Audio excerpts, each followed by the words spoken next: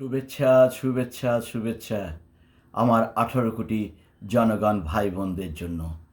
আগামীকাল খুব আনন্দের ব্যাপার, আপনাদের বহুল পরীক্ষিত আপনাদের নির্বাচন বাংলাদেশের জন্য হতে যাচ্ছে। যে নির্বাচন আমরা 18 বছর দেখতে পারি নাই, ভোট কেন্দ্রে যেতে পারি নাই। গুম, হত্যা, খুন চলমান ছিল।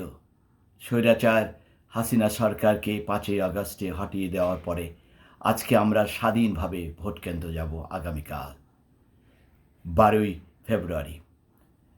আমি আশা করি আপনারা কখনো আর ভুল করবেন না, কারণ দেখেছেন আওয়ামী লীগের টাইম, দেখেছেন বিএনপির টাইম, দেখেছেন জাতীয় পার্টির টাইম, কিন্তু কেউ কারো জনগণের উদ্দেশ্যে কিছুই করে নাই।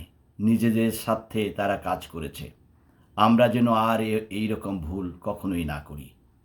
আসুন কালকে নির্বাচনটা আমরা সার্থক করি, যে নির্বাচন জনগণের প্রতিনিধি হিসাবে কাজ করবে এবং শিক্ষিত বেকারদেরকে সংস্কার করে একটা সুন্দর জাতি হিসাবে পরিচিত করবে।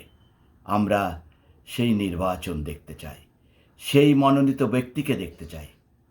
একটা গান আমার মনে পড়ল, আপনাদের উদ্দেশ্যে দিয়ে দিলাম। সেটা হচ্ছে, খুন খারাপি জঙ্গি জোয়ান জেগে উঠো আর বার, মুসলিম বাংলা কায়েম হইবে কে রুচিবে গতিকার। আপনারা সব পার্টিকে দেখেছেন, কিন্তু পবিত্র জামাতে ইসলামকে কখনোই দেখেন নাই।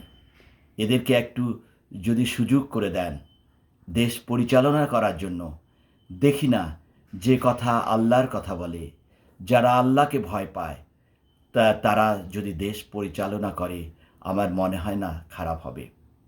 আমরা সত্যের পথে ধাবিত হব।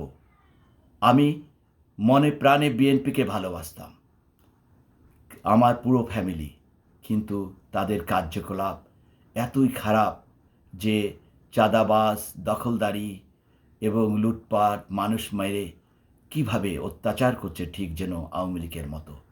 তাই আমরা আর যেন ভুল না করি, সঠিক প্রয়োগ করে আমরা নির্বাচিত করি আপনাদের মনোনীত প্রার্থীকে।